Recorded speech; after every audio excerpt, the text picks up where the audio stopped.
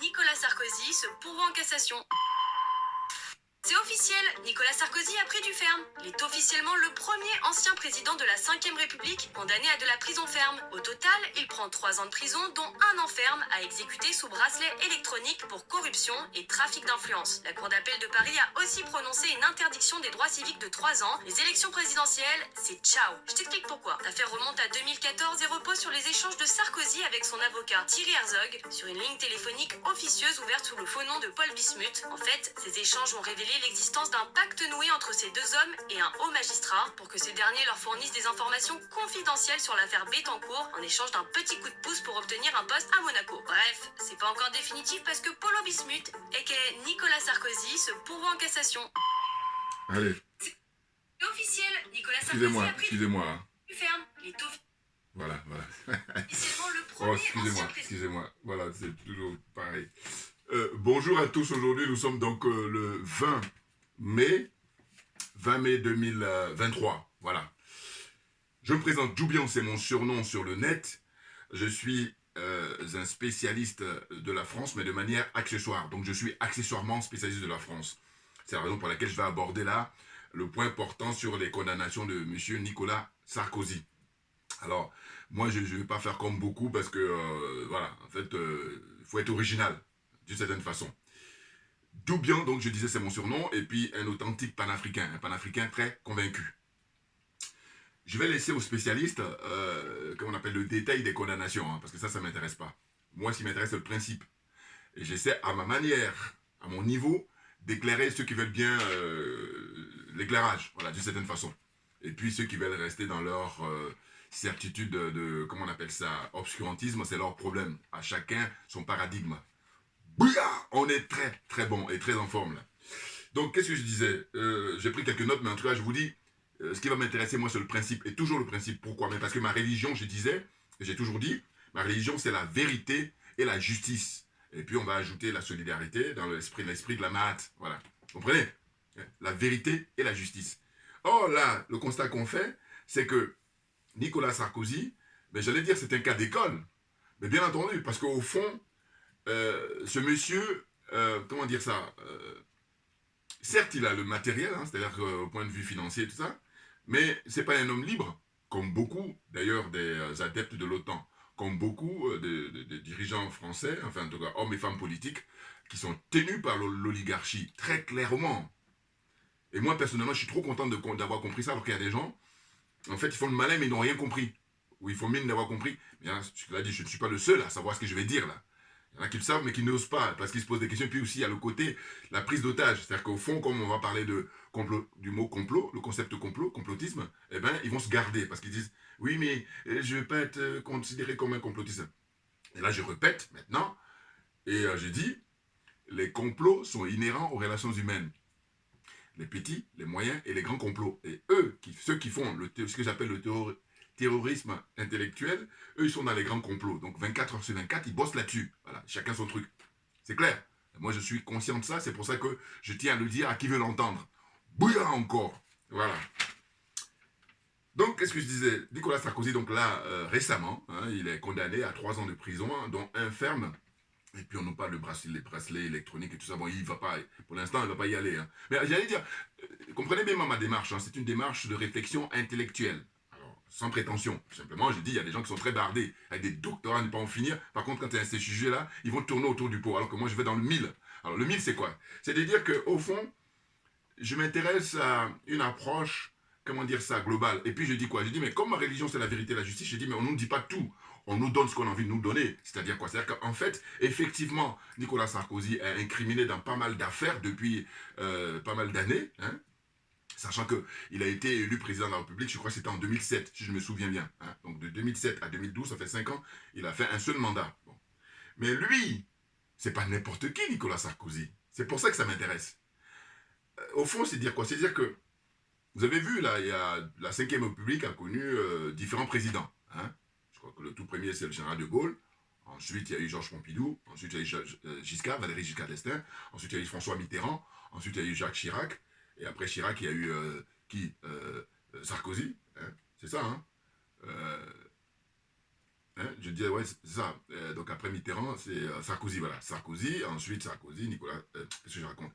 Excusez-moi, mais je fallait dans l'ordre chronologique. Voilà, vous aurez compris. Hein, donc Mitterrand, en 1981, il prend le pouvoir. Ensuite, après lui vient Jacques Chirac. Voilà, après Chirac vient Sarkozy. Après Sarkozy, maintenant vient François Hollande. Après Hollande, maintenant, on a affaire à M. Emmanuel Macron. Bon. Mais ce qu'il faut vérifier, c'est l'attitude et la manière de fonctionner de ces gens-là, de ces différentes personnalités. Alors évidemment, ceux qui sont vivants, c'est Nicolas Sarkozy, François Hollande, voilà, en tant qu'ancien président, puisque Giscard est décédé beaucoup plus récemment que François Mitterrand qui est décédé il y a un peu longtemps. Bon.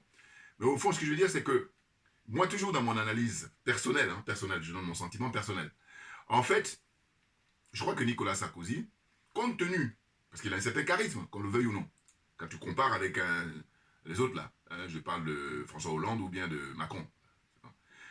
Et il se trouve que lui, c'est quelqu'un qui est, je pense, hein, c'est mon point de vue encore, c'est quelqu'un qui est cupide, qui aime l'argent, qui aime le confort, qui aime le pouvoir. Il aime surtout le pouvoir. Et voilà. Il y en a qui l'aiment, mais c'est une question de degré. Il y a des gens qui vont aimer moyennement, et il y a des gens qui vont aimer plus. Lui, il aime peu le pouvoir. Et il est en guéguerre avec l'oligarchie, justement, parce que c'est l'oligarchie qui décide, c'est l'oligarchie qui fait le casting. Et je crois que c'est pas la première fois que je fais la vidéo sur Sarkozy, d'ailleurs, à ce propos-là, à ce propos. Mais comme à chaque fois, on nous remet ça par rapport à ses condamnations, donc je reviens à la charge. Je dis quoi? Je dis, mais écoutez, il faut bien comprendre que, en fait, la guerre qu'il a avec l'oligarchie, c'est que Emmanuel Macron, là, d'ailleurs, c'est dans la 5e République, le président le plus contesté, parce qu'il a été élu, lui-même il le dit, il est arrivé au pouvoir par effraction. Et donc tout ce qu'il fait, c'est par effraction. Hein, là, la dernière en date, c'est la loi sur la retraite, hein, la retraite à 64 ans. Donc là aussi, pareil, il a fait par effraction. Parce que cette loi-là, hein, ce projet de loi, il a été introduit dans un truc où il ne devait pas. Hein, parce que c'était comment dire, une loi globale sur le budget, et puis bon, ils l'ont mis là-dedans. Donc tout ça, c'est quand on passe à son interview, quand lui-même il a reconnu qu'il est arrivé au pouvoir par effraction, tu dis, ben, ceci explique cela, dans sa façon de faire. Bon. Là aussi, pareil, il est au service de l'oligarchie, donc il y a un agenda qui est tracé, et puis il ne fait que suivre ça. Maintenant, le cas de Sarkozy, je dis encore une fois, c'est un cas d'école parce que c'est très, très intéressant. Au fond, Sarkozy, il faut regarder, donc chacun d'eux, qu'est-ce qu'ils ont eu comme tableau de chasse. Mitterrand, à l'époque, c'était l'assassinat de, comment dire ça, Mitterrand et Jacques Chirac, Chirac était à l'époque Premier ministre, donc association, pour assassiner Thomas Isidore Noël Sankara, très clairement, avec le concours de Félix Houphouët-Boigny, premier président de Côte d'Ivoire. Bon. On est là pour la vérité, rien que la vérité. Donc, ceux qui sont fâchés avec la vérité, hein, changer de chaîne. Enfin, en tout cas, changer, aller voir autre chose. Voilà, c'est ce que j'allais dire. Mais ceux qui sont intéressés par la vérité, rien que la vérité, ben, vous pouvez continuer à suivre. Donc, je disais que, en fait, Nicolas Sarkozy, dans son tableau de chasse, mais attendez, il a fait assassiner le colonel Kadhafi, hein, avec le concours de, comment dire, David Cameron, l'ancien Premier ministre britannique. Et puis, tout ça est pris en charge sur le plan logistique par les États-Unis. Hein, Madame Clinton et compagnie. Barack Obama, évidemment. Vous voyez, donc, il a quand même... C'est énorme, Kadhafi. Parce que Kadhafi, historiquement, qu'on le veuille ou non, c'est quelqu'un qui a marqué l'histoire du XXe siècle. Très clairement.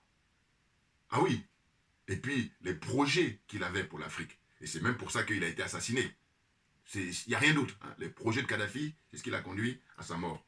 Parce qu'il avait un projet d'émanciper l'Afrique, de permettre à ce que les pays africains qui sont dans des situations de sous-développement, des situations de coloniser, des situations d'emprise de l'impérialisme permanent, et puis aussi le problème de la France-Afrique. Donc lui, il voulait en finir avec ça. Et c'est pour ça que, voilà, on lui a fait payer le prix, il a payé de sa vie.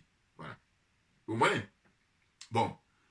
Mais j'ai toujours le souvenir comme ça d'avoir discuté à l'époque avec une avocate, enfin une de mes avocates, hein, j'ai eu une avocate là qui m'avait défendu à l'époque, et elle, compte tenu de ses origines et puis de son expérience politique, je lui ai posé la question, et puis sa génération aussi, elle était beaucoup plus âgée que moi. Bon, je lui ai dit, mais dites-moi, vous qui êtes très engagé et tout, qu'est-ce que vous pensez par exemple du colonel Kadhafi? Parce que quand on rentre, je me rappelle à l'époque, je rentre dans son cabinet, elle a des figures de proue et de la lutte la lutte de libération hein, pour ce qui concerne la lutte contre le colonialisme. Donc il y a des gens comme ça qui sont dans son bureau, les portraits, ça m'avait frappé. Bon. Donc elle m'a dit, non, en fait, le colonel Kadhafi, c'est quelqu'un qui est resté trop longtemps au pouvoir. 40 ans de règne, elle dit, il aurait dû passer la main. Bon, voilà, c'est son point de vue. Et j'ai noté. Bon. Mais pour revenir, c'est-à-dire que, en fait, Sarkozy, après avoir liquidé le colonel Kadhafi, il y a, comment dire ça, le cas du président Laurent Gbagbo. Ah oui, C'est Kadhafi, c'est, comment dire Kadhafi? C'est Hollande. Qu'est-ce que je raconte encore? Excusez-moi, là, je suis tellement précipité. C'est Nicolas Sarkozy, voilà. Mais ça a commencé déjà avec Jacques Chirac. Et c'est Nicolas Sarkozy qui a fini le travail. Rappelez-vous, il a été direct avec le président Gbagbo. Il lui a dit, je te donne 48 heures ou je sais pas, 72 heures, quitte le pouvoir. Vous vous rendez compte? Mais ça, c'est pas courant, ça. Puis c'est pas n'importe qui pour faire ça. Vous voyez? Lancer comme ça un ultimatum à un président d'un pays soi-disant, enfin, bon, oui, il faut dire, hein, soi-disant indépendant, parce que si tu es indépendant, on peut pas te dire ça. Hein. Si tu es souverain, on peut pas te dire ça. Voilà. Donc pourquoi tu dis ça? C'est parce que tu n'es pas indépendant, encore moins souverain. Les choses sont claires. Donc je disais que ce monsieur, pourquoi il m'intéresse, c'est-à-dire que, écoutez, moi, dès lors que on embête quelqu'un comme ça, je trouve ça suspect. Et donc je m'intéresse. Et du coup, quand on est dans le domaine de comment on appelle ça, la réflexion, c'est ça. Hein, le sport favori. Réfléchir, dire, mais qu'est-ce qui se passe là? Pourquoi c'est comme ça? Voilà. Moi, je suis comme ça en permanence. Et donc, ça m'amène à penser aussi au cas, à une moindre mesure, de Jérôme Cahuzac. Rappelez-vous, Jérôme Cahuzac, c'était un ancien député ministre socialiste qui était ministre du budget, je crois d'ailleurs. Hein. Et lui, il avait été pris la main dans le sac concernant ses comptes qui étaient en Suisse ou je sais pas où. Quoi. Hein, le mec, c'est vrai, ce pays, franchement, il est unique. La France est unique en son genre. Il est ministre du budget. Hein, et bien, il est impliqué dans l'histoire de comment ça, paradis fiscaux. Enfin bon, bref, je ferme la parenthèse. Mais je veux dire que je fais le lien de dire quoi? Je dis que c'est le pays qui a la culture du bouc émissaire. C'est-à-dire qu'on prend un et on lui dit tu vas payer, et pendant ce temps-là, les autres sont planqués. Et moi, c'est ça qui me dérange. Ah oui, ah oui. Oui, ça pensez bien. Ma religion, c'est la vérité et la justice. Donc quand c'est comme ça, on dit, mais on va mettre tout le monde à nu. Et puis on va savoir un à un, hein, j'allais même dire cas par cas, pour savoir, toi, c'est quoi ton problème? Or, ce qui me dérange, c'est le fait que c'est un choix, c'est fait sciemment, c'est volontaire. On choisit quelqu'un, et puis là, voilà. Donc Cahuzac, à l'époque, c'était ça. On l'a choisi. Or, j'ai dit quoi? J'ai dit, mais rappelez-vous, Cahuzac, à l'époque, sur 577 députés, il y en a peut-être 2 ou 3%. Hein, là, j'essaie d'être large, qui peuvent lui donner des leçons. Mais sinon, le reste, ils font pareil, si ce n'est pire que lui. Voilà. Donc, moi, c'est ça qui me pose problème. Voilà. Bon. Donc, je ferme la parenthèse de Cahuzac. Là, pour revenir à Nicolas Sarkozy, c'est-à-dire quoi? C'est-à-dire que, écoutez, comment se fait-il que ce monsieur, en tant que président de la France, il a défendu? Parce que quand ils agissent, hein, que ce soit Sarkozy, que ce soit Hollande, que ce soit Emmanuel Macron, ils disent que c'est au nom du peuple français. C'est écrit sur tous les documents, hein, voilà, tous les documents qui sont officiels. Bon. Les documents officiels, c'est écrit au nom du peuple français. Bon. Eh bien, le service qu'il a rendu à la nation française, justement, c'est pas rien. C'est même énorme. Là aussi, pareil, il a suivi l'agenda qu'on lui a tracé. Et puis lui, il se trouve que il y a aussi, par sa nature, hein, son caractère et tout ça, il a exagéré un peu les traits. Mais cela dit, il a suivi. Il a même été, je dis, si on doit lui donner des notes, dans l'excellence. Ah oui, parce que se faire assassiner le colonel Kadhafi, mais c'est pour l'histoire africaine, parfois de conséquences de l'histoire de l'humanité. Bien entendu, parce que au fond, les adeptes de l'OTAN, ils ont toujours détenu le pouvoir. Maintenant, ils sont en train de le perdre. Et c'est pour ça que là, c'est panique à bord. Ah bah oui, panique totale à bord. Et là, j'en profite pour enfoncer encore le clou. J'ai dit, moi, personnellement, en tant que panafricain, convaincu, très convaincu, authentique, je dis, nous ne saluerons jamais assez le courage et, comment dire ça, l'intelligence politique de son excellence, le président Vladimir Poutine, qui est un homme providentiel d'abord pour son peuple, hein, le peuple russe, et ensuite un homme providentiel pour tous les pays africains, ou voire tous les autres pays, même d'ailleurs, parce que la Syrie, c'est pas africain. Et pourtant, ils doivent leur, comment dire ça, leur liberté. Hein, Bachar, là, le fils Bachar, lui, il doit à Poutine, hein, très clairement. Et puis aussi celui qui est au Venezuela, hein, le successeur de Hugo Chavez. Je suis un admirateur de Chavez. Bon. Enfin, donc je veux dire que, en fait, c'est même pas seulement les pays africains, mais en tous les cas, comme c'est l'Afrique qui nous intéresse de manière générale, hein, principalement, c'est dire que les pays africains, donc, qui veulent se libérer, un, de l'impérialisme, deux, du colonialisme, et trois, de la France-Afrique, eh bien, on va saluer ce monsieur, parce que c'est grâce à lui qu'on va avoir notre libération. Ceux qui s'intéressent, hein. Maintenant, les autres, ils vont être forcés, parce que c'est la loi de la nature, hein, très clairement, là, qui traînent les pieds, mais ils vont finir par suivre. C'est comme ça. Voyez-vous, même pour vous dire, comme ça me vient rapidement à l'esprit, à l'époque, quand Ahmed Sékou Touré avait demandé son indépendance, avait exigé, avait arraché son indépendance, l'indépendance de la Guinée-Conakry en 1958, figurez-vous qu'à l'époque, les Houphouët-Boigny, eux, ils disaient non, nous on reste dans la sphère francophone. Hein. Bien entendu, enfin, en France, on reste avec la France, voilà, c'est ça. Hein. Nous, on ne veut pas être indépendants. Maintenant, c'est pour ça que la France a ouvert son agenda, hein, et puis elle pouvoir dire, bon, toi, le 1er janvier, c'est ton tour, hein, le mois de février, c'est ton tour, et ainsi de suite. Hein. Et puis, je crois que, si je me souviens bien, la Côte d'Ivoire, c'est le 7 août, hein, voilà, l'indépendance. Et puis, moi, ma génération, j'ai connu, vous savez, il faut à un moment donné, il a changé le 7 août, il organisait l'indépendance, comment dire ça, c'était, il faisait ça en décembre, voilà. Donc, c'est perturbant. Mais après, on est revenu maintenant au mois d'août. Mais sinon, initialement, c'est au mois d'août, naturellement. Je crois même que le Bénin, c'est le 1er août et puis la Côte d'Ivoire, 7 août. Donc, la France a ouvert son agenda. Et puis, comme ça, des pseudo-indépendances qui sont distillées, qui sont distribuées là, voilà. Une indépendance, dès lors qu'elle est comme ça, c'est du factice. C'est de l'illusion. On est en plein dedans. Hein. Parce que ceux qui ont arraché leur indépendance, c'est l'Algérie. Ah oui, ils ont fait la guerre. Voilà, c'est clair.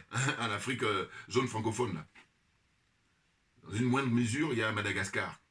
Dans une moindre mesure aussi, il y a le Cameroun. Mais le Cameroun, je n'ai pas envie de citer parce que, quand je dis je n'ai pas envie de citer, c'est à cause de Paul Biya. Hein, sinon, je cite le Cameroun pour les pères d'indépendance. Les Félix Moumier et tout ça. Hein, qui ont sacrifié de leur vie. Total respect, permanent. Ah, clairement. Il n'y a aucune discussion là-dessus. Mais c'est Paul Biya qui me pose problème. C'est pour ça que quand j'arrive sur le cas du Cameroun, vous voyez. Et donc, Madagascar, pareil, c'était une lutte féroce des pères d'indépendance qui ont perdu de leur vie. Affronter le colonialisme français. C'est très clair. Vous voyez. Et donc, pour revenir donc toujours au cas de Sarkozy, puisque c'est le sujet qui nous intéresse aujourd'hui, c'est de dire que, compte tenu de son tableau de chasse, compte tenu de ses faits d'armes, comment ça se fait-il que ce monsieur, on l'emmerde à ce point-là? Et quand je dis qu'on l'emmerde, il ne s'agit pas de nier ce qu'il a fait, mais c'est vraiment, moi, mon problème, c'est de dire que il se trouve que lui, on le sait, mais il y a des gens qu'on ne sait pas, mais qui font. C'est pas parce que tu ne sais pas que ça n'existe pas. C'est ça que je veux dire. Eh oui, parce que tu veux mon regard. Oui, oui, oui. S'il y en a là, ils veulent faire ils nient, ils font des dénis, et sous prétexte que ça ne l'intéresse pas. Je dis non, ça peut ne pas t'intéresser, mais pour autant, ça existe. Voilà. C'est très clair là-dessus. Ah, concours d'honnêteté intellectuelle, on est là-dessus. Et puis aussi, comment dire, vérité, rien que la vérité et la justice. Bon. Et pour que la justice soit rendue de manière incontestable, il faut qu'il y ait un préalable. Le préalable, c'est la vérité. Qu'on dise la vérité, rien que la vérité, toute la vérité. Ah oui. Oh là, on ne nous dit pas tout, on nous donne simplement ce qu'on veut nous servir. Bon. Et donc, Sarkozy, je vous dis, le fond de ce que je soutiens, c'est-à-dire de mon argumentation, c'est de dire que, en réalité, cet homme n'est pas libre parce que il aimerait bien se présenter pour une autre, comment dire, un autre mandat. Parce qu'il a droit, il n'a eu qu'un seul mandat. Tout comme Hollande. Mais la différence entre Hollande et Sarkozy est claire. Je vous dis, des deux, Sarkozy a plus de charisme. Et puis Sarkozy est beaucoup plus mordant. Hein, alors que Hollande, bon, lui, il va être, j'allais dire d'une certaine manière, le bon garçon, enfin, qui va suivre ce qu'on lui dit de faire. Voilà, il ne va pas trop la ramener, alors que Sarkozy la ramène. Donc, c'est le tempérament de chacun de nous. Ouais, il y a des gens qui sont fougueux, des gens qui sont excités, il y en a qui sont calmes, qui sont timides, bon, il y a tout ça. Voilà.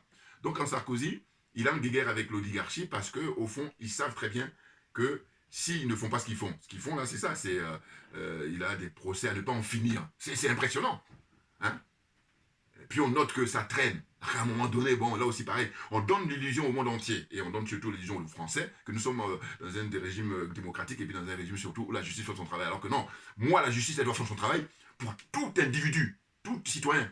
Voilà, peu importe ton portefeuille, peu importe ton rang social. Voilà, là, je respecte. Mais si c'est pour qu'il y ait une justice comme ça, à 3 vitesses, voire 4 vitesses, je dis non, non, non, non, aucune crédibilité pour moi. Bouya, on est très, très bon. Et là, voilà. Moi, je suis dans une, comment on appelle ça, un agissement, hein, en tant qu'être humain. Voilà, je dis, j'ai la prétention d'être un être humain. C'est la raison pour laquelle je suis à l'aise pour expliquer tout ça. Alors qu'il y en a d'autres qui ont juste l'apparence. Rien que l'apparence. Et vous comprenez, je fais la comparaison en disant, tout ce qui brille n'est pas de l'or. Comprenne qui veut, comprenne qui peut. Voilà. Une fois que tu as compris que tout ce qui brille n'est pas de l'or, quand tu fais toujours en disant, il y en a qui ont l'apparence d'être humain, c'est vrai. Parce que quand tu dis que tu es un être humain, mais ça c'est la théorie. Dans la pratique, ça donne quoi? Alors, dans la pratique, il n'y a personne. Donc c'est en cela que je dis non, c'est juste l'apparence, hein, d'être humain. Voilà. Donc là, pour poursuivre, je vais dire, en fait, là actuellement, regardez, ils sont en train de réfléchir pour dire, bon, lui, tant bien que mal, il est dans son deuxième mandat. Je parle de Macron, évidemment, Emmanuel Macron. Bon.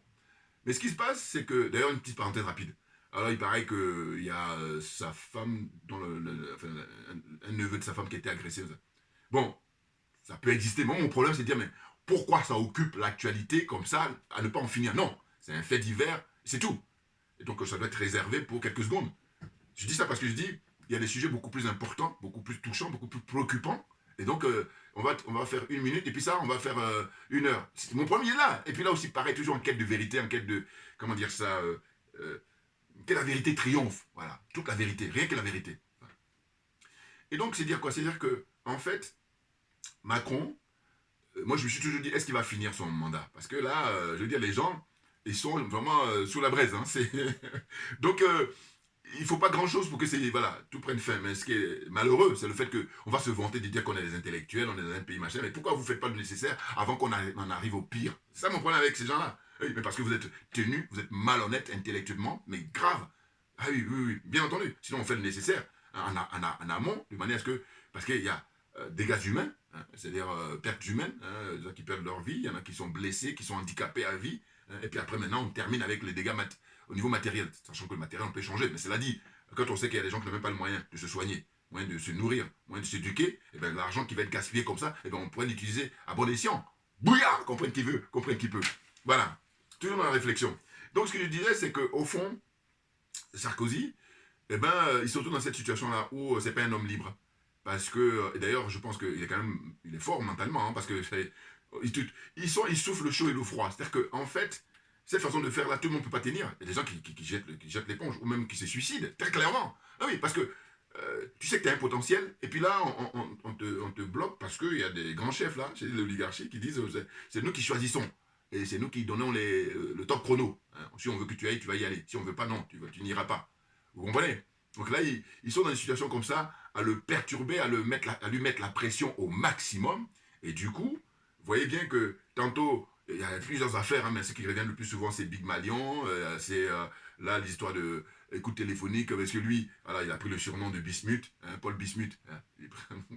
Je me souviens toujours, hein, c'était l'un de ses avocats là, qui, donc les enquêteurs ont mis en évidence en fait l'écoute, hein, ils ont dévoilé l'écoute téléphonique. Et lui, il traitait les juges, il dit les bâtards de Bordeaux. Voilà, parce que vous savez, à Bordeaux, il y a la grande école de la magistrature, voilà. Donc, il les traitait les bâtards. Et moi, je suis ma génération pareil.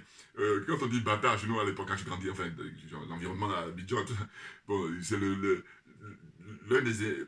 Enfin, une injure la plus forte. Hein, c'est quand on dit t'es un bâtard. Enfin, bon, ici, maintenant, c'est devenu un peu dégonflé. Enfin, au sens de dire, les jeunes aujourd'hui, ils prononcent ça, ça n'a pas toute la force que ça avait à l'époque. Moi, quand j'étais beaucoup plus jeune, quand on te dit bâtard, tu te bats avec la personne, et puis bon, voilà, c'est une injure très forte. Hein. Donc, il dit, et au téléphone, il disait comme ça, en parlant à Sarkozy, Paul Smith, il dit, voilà, il parlait des bâtards de Bordeaux. Mais c'est codifié, hein. Voilà. Au lieu de dire les juges, les abonnés, il dit les bâtards de Bordeaux. Et donc, voilà. Donc, comprenne qui veut, comprenne qui peut. Bouillard. Enfin, bon, j'ai pas envie trop de rigoler, mais on ne peut pas s'empêcher. Non, mais attendez. C'est pas possible. Qu'est-ce que c'est que ce pays?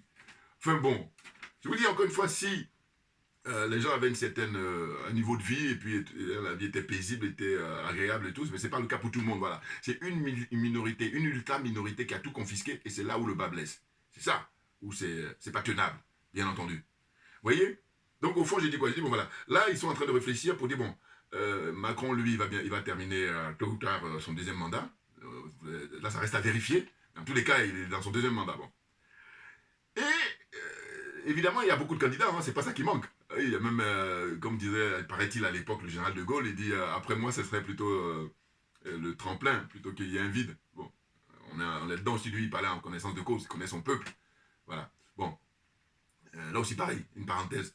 Il y a des gens, des personnalités qui connaissent leur peuple. Puis il y en a d'autres, beaucoup ne connaissent pas leur peuple. Mais tant que tu es dans le business privé, c'est pas grave. Moi, ce qui me dérange, c'est de dire, mais si tu viens briguer un mandat aussi important que le président de la République, mais si tu ne connais pas ton peuple, mais t'es hors sujet. C'est la moindre des choses qu'on puisse dire. C'est hors sujet. Enfin bon, bref. Donc, ce que je voulais dire, c'est que, au fond, le casting, c'est quoi? C'est la nièce Le Pen. Sachant que la famille Le Pen, si vous avez écouté les interventions de M. François Asselineau, il a tout expliqué en détail. On ne peut pas faire mieux hein, pour dire que la famille Le Pen, ils sont là juste pour justement permettre à ce qu'à chaque fois, on laisse passer celui qui a choisi, au final, l'oligarchie. Donc tout ce beau monde-là, ils sont dans la combine, très clairement. Vous voyez? Donc là, il y a la nièce qu'on interroge de temps en temps, puis il y a M. Hollande aussi qu'on interroge de temps en temps. En fait, ils sont dans une situation comme ça, je vous dis, en permanence, de donner l'illusion aux Français qu'on est en démocratie, alors que non, ni. Parce que je suis désolé, je compare toujours l'expérience démocratique française avec les autres pays européens. Voilà. Et quand c'est comme ça, je dis, voilà, le top des tops pour moi au niveau démocratique, hein, ce sont les pays nordiques. Voilà. C'est-à-dire que là-bas, les dirigeants respectent leur peuple. Alors, pas toujours, parce qu'on avait des limites avec... bon, je vais pas... Parce que sur YouTube, il y a des trucs tabous, on ne peut pas dire... Sinon, bon, comprenne qui veut, comprenne qui peut. Mais sinon, quand vous enlevez cette parenthèse-là, de manière générale, hein, les pays nordiques, là, ils respectent leur peuple. La démocratie, elle fonctionne. En tout cas, si on compare avec la France, pourtant je disqualifie la France systématiquement, bien entendu. Non, parce qu'on ne peut pas dire qu'on a une démocratie puis on déborne des gens. On ne peut pas dire qu'on a une démocratie et puis il y a une vitesse, enfin il y a une justice à 3 à 4 vitesses. Non. La justice, elle doit être valable pour tout le monde, tout citoyen. Voilà. Tu fais quelque chose, donc tu payes le prix et peu importe que tu sois fortuné ou pas. Or ici, le constat qu'on fait, il y a, je vous dis, ma propre expérience, hein, alors pour l'instant le moment viendra, je parle, mais je veux dire, tous les jours on apprend. Il y a des mécanismes qui sont faits de manière à ce que, mais quand on dit souvent la justice c'est pour les riches, mais ça c'est réservé qu'à la France, hein, attention. Je veux dire, c'est pas tous les pays du monde. Les pays justement où la démocratie fonctionne bien, eh ben, tout le monde est mis au même diapason. Ces pays-là sont rares, c'est vrai, mais ça existe. Voilà ce que je veux dire. Voilà. Vous comprenez? Sinon, après, on tombe dans la dictature et puis on tombe aussi dans la République bananière. Et la République bananière, la France, c'est numéro un. Et les pays là, cette zone-là, eux, ils sont les enfants de cœur. Voilà, ils viennent après.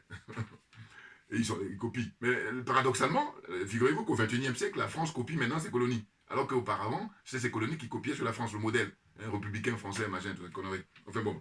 Donc, vous voyez, pour poursuivre, donc en gros, saisis maintenant quel est mon point de vue sur le fait que je dis le cas de Sarkozy est très intéressant. Simplement, je dis, dans ma propre réflexion, s'ils ne font pas ce qu'ils font, à lui mettre la pression, il a des chances de pouvoir, par exemple, revenir à la charge. Il le dit d'ailleurs de temps en temps dans les interviews. Bon, si vous avez besoin de moi, hein, mais il dit non, non, on verra, voilà, d'une certaine façon. Ceux qui font le choix, le casting, on verra. Mais en tous les cas, te connaissant, déjà, tu as déjà bien bossé. Hein, mais lui, il n'est pas vieux, c'est ça qui fait la force. Il n'est pas très âgé, je veux dire. Parce que quand tu es très âgé, après, ça devient flagrant. Mais dans ce cas-là, il a quand même un âge, mais il n'est pas âgé encore pour occuper un deuxième mandat de président en France. Et Macron, n'en parlons pas. Et puis Hollande aussi, vous voyez. Donc je veux dire, ces gens-là, quand ils ont pris le pouvoir, bon, mais compte tenu de leur âge, aujourd'hui, ils peuvent encore, surtout quand on regarde Joe Biden, n'en parlons pas, enfin bon. Ou les pays africains, voilà, c'est la Bérésina, Paul Biya, quel âge il a. Bon, donc on n'en finit pas. Hein? Nguema, Guinée équatoriale. Bon, donc je veux dire que c'est pas vraiment ça le problème. Enfin, quand je dis pas le problème, je veux dire qu'ils ont quand même cette possibilité-là de pouvoir se représenter. Surtout que, aussi bien Sarkozy qu'Hollande, ils n'ont eu qu'un seul mandat. Donc les choses sont claires. Voilà. Et je me dis même qu'à l'avenir, quelqu'un comme Macron, si jamais il est dans le même état d'esprit que Sarkozy, ils vont lui pourrir la vie aussi. Puis eux, ils sont dans une... En fait, ces gens-là, je vous dis, sans foi ni loi. Voilà. Sans foi ni loi, ce qui fait que, même si tu te montres gentil, s'ils ont envie de t'emmerder, ils vont t'emmerder. C'est pour ça que je parle de apparence d'être humain, mais ce ne sont pas des êtres humains. Très clairement, très clairement. Voilà. Quand on ne sait pas, on prend un tabouret, tu t'assois et puis tu prends des notes. C'est tout. Ferme-la. On dirait le frère Balambala. On est sur la même longueur d'onde. Donc pour poursuivre, donc je vais lire rapidement quelques notes que j'ai glanées là. Mais en gros, je vous dis, je laisse comment dire, la paternité aux spécialistes. C'est pas ça qui m'intéresse. Moi, c'est le principe. Voilà. Qui veut comprenne qui peut. Donc on nous dit, M. Nicolas Sarkozy, hein, la Cour d'appel de Paris a confirmé le 17 mai 2023 la condamnation dans l'affaire des écoutes dites à Ziber, Bismuth, à 3 ans de prison, dont 1 ferme. Hein. Maintenant, lui, comme le veut la traduction française, en tout cas la justice française, il se pourvoit en cassation. C'est-à-dire qu'il va saisir la Cour de cassation hein, pour que l'affaire soit... la Cour de cassation, bon, son rôle, hein, ça c'est aussi technique, elle ne va pas juger l'affaire, elle va juste juger la forme. On dit... Elle ne juge pas le fond, mais voilà. Donc, elle va vérifier si le droit a été respecté. Voilà. Mais là, c'est juste pour gagner du temps. Puis aussi, c'est dans le respect de la procédure. Bon, ça, c'est pour les gens qui ne sont pas avertis. C'est juste souvent les rappels de souvenirs des cours de droit.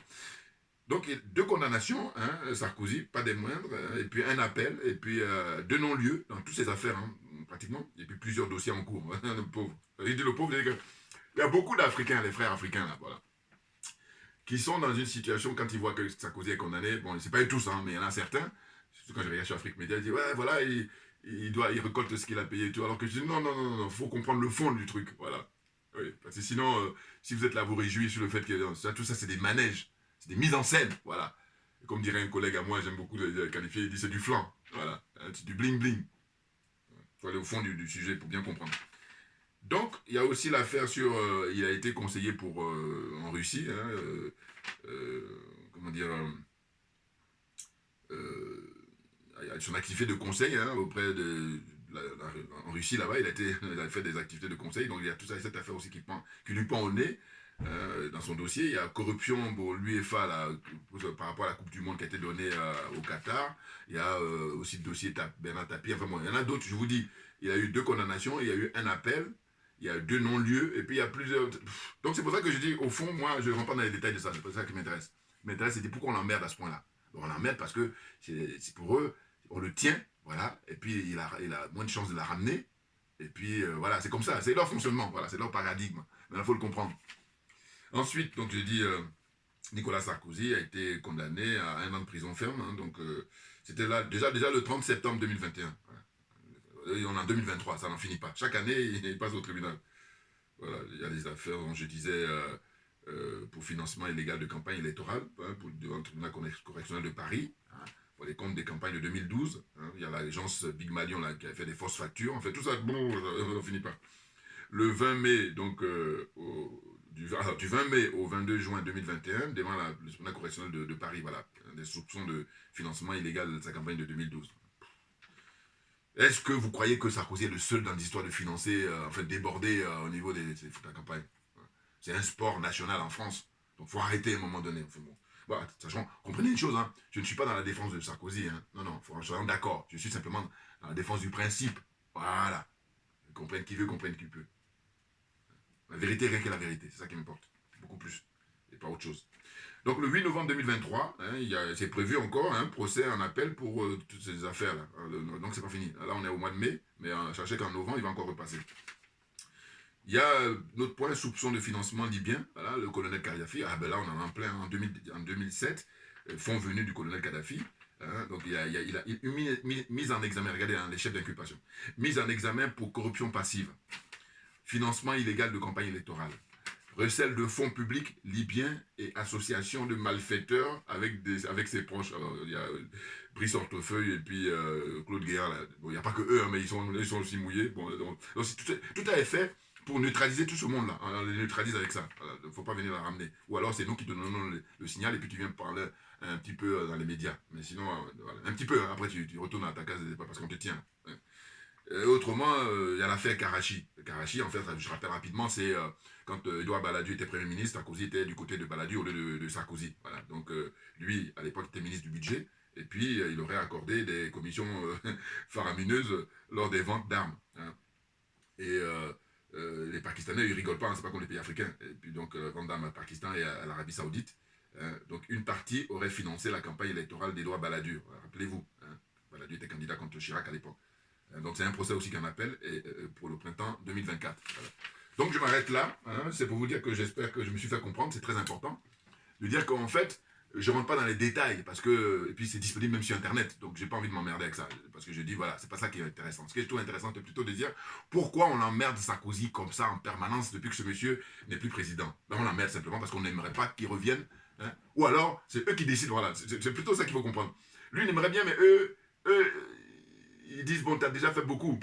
Mais lui, comme il n'est pas âgé, bon, mais il aimerait bien. Mais il dit, non, non, non. Bon, il y a plusieurs générations en plus qui sont là, sur le marché. Sur notre table, là, donc, la nièce Le Pen, Le Pen même, Marine, elle est, bon, de Bardella. Bardella, là, je vous dis, un jour, j'ai discuté avec un collègue, ça remonte maintenant il y a 1 an ou 2. Et je lui ai dit au collègue, parce que moi, comme je suis un féru de la politique française, je dis, tu vas voir, dans les années qui viennent, là, c'est Bardella qui vont mettre pour remplacer, comment elle s'appelle, Marine Le Pen. Et je suis trop content parce que, évidemment, quand je dis ça, bon, il y a mais bon, chacun voit, hein, voilà. Bardella, là, j'ai dit ça à mon collègue, à l'époque, hein, parce que je regarde, là, quand je regarde les médias français, puis je regarde les uns et les autres de tout. Et ça, c'est, quand je dis que je suis accessoirement, mais accessoirement seulement spécialiste de la France, mais c'est ça, entre autres. En tout cas, beaucoup, principalement, on va dire. Voilà.